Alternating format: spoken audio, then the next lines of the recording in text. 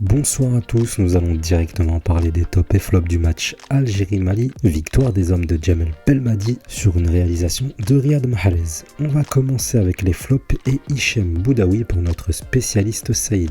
Avec l'impact physique imposé par les Maliens, Hicham est passé totalement à côté de son match. Bousculé, dépassé, imprécis, il n'a pas su se positionner dans un poste de relayeur où il a pourtant ses repères.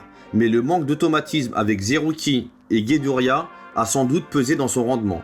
On n'a jamais su à quel poste évoluer le jeune niçois durant cette première mi-temps. Tantôt trop haut, tantôt trop bas.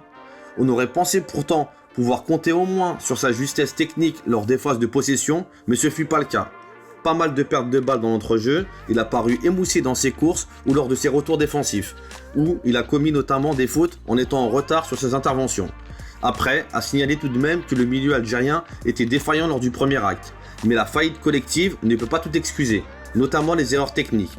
En conclusion, Boudaoui n'a pas été à son avantage pour son retour en sélection et a été remplacé logiquement à la mi-temps par Slimani, en espérant tout de même un meilleur visage affiché lors du prochain match. Adlen Guedjoura en flop, malheureusement le milieu de terrain n'a pas pu sortir son épingle du jeu face aux Aigles du Mali malgré sa meilleure seconde mi-temps en étant même à l'origine du but.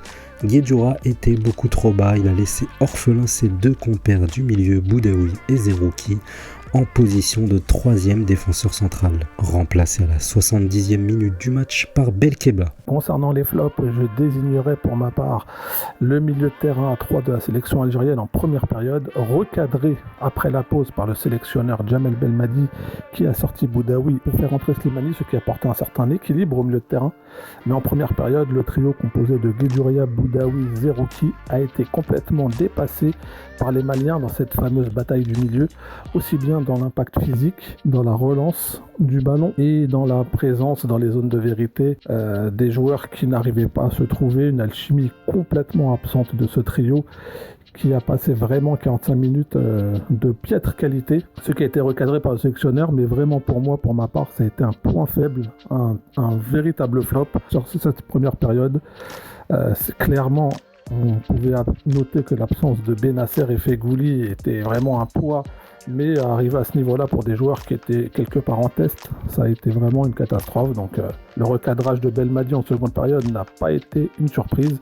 Et pour moi, c'est un véritable flop au niveau de ce trio du milieu de terrain en première période. Pour le top de la rencontre Algérie-Mali, je ne désignerai pas un joueur, mais plutôt un chiffre symbolique, le 26, qui est le nombre de matchs d'invincibilité de la sélection algérienne menée par le coach Djamel Belmadi. Celui-ci, avec ses troupes, égale le précédent record détenu seul par la Côte d'Ivoire, avec ses 26 rencontres sans défaite, qui est également le 6e en la matière au niveau mondial. Il reste maintenant plus qu'à la sélection algérienne de battre la Côte d'Ivoire et d'être le seul pays au niveau africain sur le toit de la série d'invincibilité avec 27 matchs, mais pour cela, il ne faudra pas perdre vendredi prochain à Rades devant la sélection tunisienne. En top, Aïssa Mandi, le défenseur central du Betis Séville, taille patron ce soir, très solide, une prestation accomplie.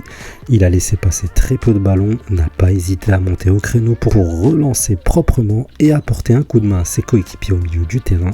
Vraiment rien à redire sur son match. L'équipe du Mali, qui aura été un très bon sparring partner pour les protéger de Belmadi.